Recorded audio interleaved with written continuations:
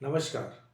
आज हम बात करेंगे ईटीएफ, एक्सचेंज ट्रेडेड फंड। क्या होता है एक्सचेंज ट्रेडेड फंड, कैसे काम करता है, हम इसमें कैसे इन्वेस्टमेंट कर सकते हैं।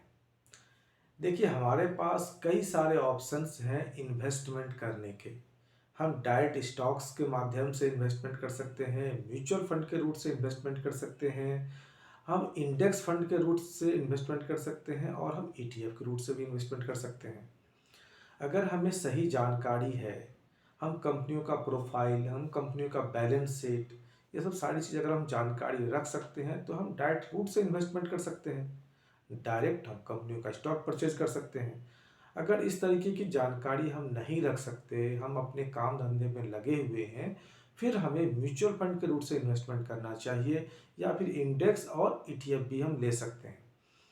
म्यूचुअल फंड में क्या होता है कि हमारे पास 100 रुपये हैं, ऐसे हजारों लाखों लोगों ने दिया, हमने एक फंड के अंदर पैसे लगाए और फंड मैनेजर उस फंड को अलग अलग कंपनियों में इन्वेस्टमेंट करता है, अलग अलग सेक्टर्स में इन्वेस्टमेंट करता है, हमारे बिहाफ पे वो इन्वेस्टमेंट करता है।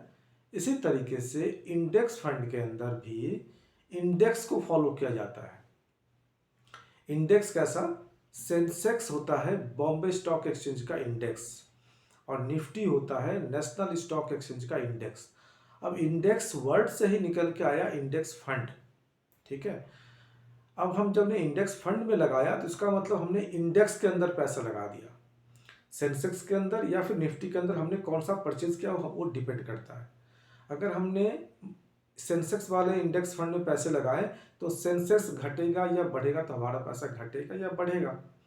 निफ्टी के अंदर लगाया है तो निफ्टी का पैसा घटेगा या बढ़ेगा। तो ये इंडेक्स फॉलो करता है, एक लेवल फॉलो करता है। इसी तरीके से ईटीएफ, एक्सचेंज ट्रेडेड फंड, ये भी एक तरीके से इंडेक्स को ही फॉलो करता है। ये भी एक इंडेक्स को ही फॉलो करता है। इसमें म्यूचुअल फंड के जैसा ही एक पूल बनता है, इसमें पैसा इकट्ठा होता है और इसमें कंपनियों को हम परचेज करते हैं। मतलब हम नहीं करते, हमारे फंड मैनेजर हमारे बिहाफ पे परचेज करते हैं। अलग अलग 8, 10, 15 जो भी एक पोर्टफोलियो उन्होंने मैनेज किया हुआ है उसके अंदर इन्वेस्टमेंट करते हैं। लेकिन इसमें म्यूचुअल फंड की तरह कभी भी बेचा नहीं जाता। इसको आपको बेचने के लिए जो वर्किंग आवर्स है 9:15 to 3:30, उसी बीच में आप बेच पाएंगे इसको।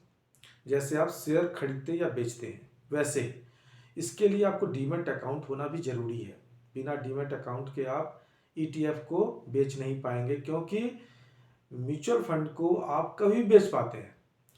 इन्वेस्टमेंट दोनों का सेम है, आप लगा कभी भी दो, लेकिन बेचने के लिए आपको डीमैट अकाउंट जरूरी है।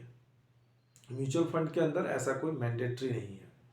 अब अगर आपको सपोज करें कि ईटीएफ के अंदर पैसा लगाना है तो आपके पास ऑप्शंस आते हैं, gold ETF, index ETF, currency ETF, sector ETF. इस तरीके से अलग अलग आप कोई सा भी चूज कर सकते हैं। जैसे गोल्ड ईटीएफ की बात करें तो गोल्ड ईटीएफ इस तरीके का होता है, जैसे आपने सुना होगा, अखबारों में देखते भी होंगे, सोवरेन गोल्ड बॉन्ड। इस तरीके का एक जो फिजिकल गोल्ड जैसा, जैसे आप फिजिकल गोल्ड दुकानों से खरीदते हैं, सेम उसी तरीके का ये आपका यहाँ भी इन्वेस्टमेंट इलेक्ट्रॉनिक रूप में करते हैं आप।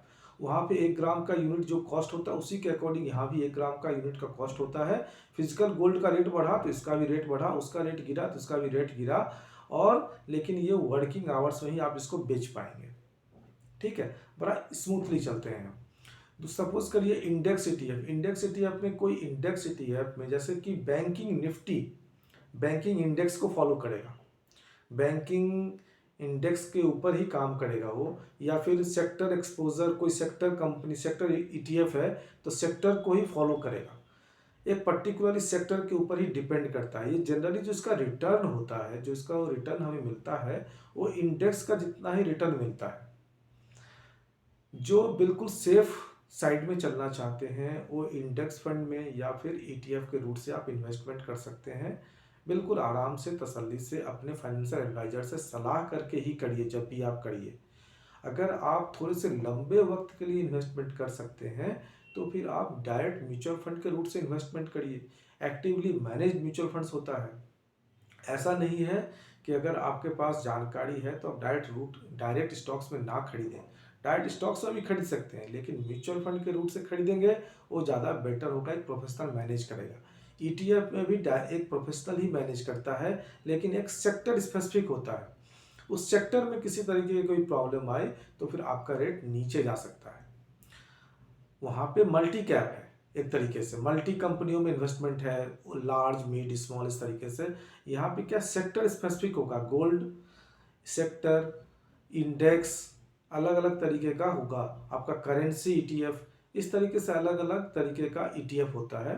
तो वहाँ पे अगर आपने लगाया तो गोल्ड ईटीएफ आजकल काफ़ी फेमस है, गोल्ड ईटीएफ का आजकल काफ़ी चलन है। लोग फिजिकल गोल्ड के बजाय इलेक्ट्रॉनिक गोल्ड खरीदते हैं और यहाँ पे आप इसको इन्वेस्टेड रहिए। जब ये गोल्ड का रेट बढ़ेगा तो आपका पैसा ही बढ़ेगा, फिर आप इसको सेल आउट करिए, अच्छा खासा पैसा बन जाएगा। तो इस तरीके से आप इन्वेस्टमेंट कर सकते हैं। ईटीएफ में इसी तरीके से इन्वेस्टमेंट होता है। तो आप समझ गए कि इंडेक्स फंड क्या होता है, आप समझ गए म्यूचुअल फंड क्या होता है, आप समझ गए डायरेक्ट स्टॉक्स क्या होता है, और आप ये भी समझ गए कि ईटीएफ क्या होता है। तो आप अपने फाइनेंशियल एडवाइजर से सलाह करिए और उसके अकॉर्डिंग आप इन्वेस्टमेंट करिए। अगर आपको ये वीडियो अच्छा लगे तो प्लीज़ लाइक शेयर और सब्सक्राइब जरूर करिए। अगली वीडियो में हम आपको ये बताने वाले हैं एसडब्ल्यूपी क्या होता है, एसडब्ल्यूपी से हम कैसे इन्वेस्टमेंट करके हम अच्छा खासा एक साइड इनकम जनरेट कर सकते हैं। ये हम आपको एक रिपोर्ट के माध्यम से दिखाने की कोशिश करेंगे, जिससे आप समझ पाए कि हमें कैसे इन्वेस्टमेंट करना चाहिए एसडब्ल्यूपी में और कैसे हमें वहाँ से पैसे को जनरेट करना है साइड इनकम के रूप में। तो धन्यवाद दोस्तों, अगर आपको अच्छा लगे तो प्लीज़ इसको लाइक शेयर और सब्सक्राइब जरूर करिए। धन्यवाद।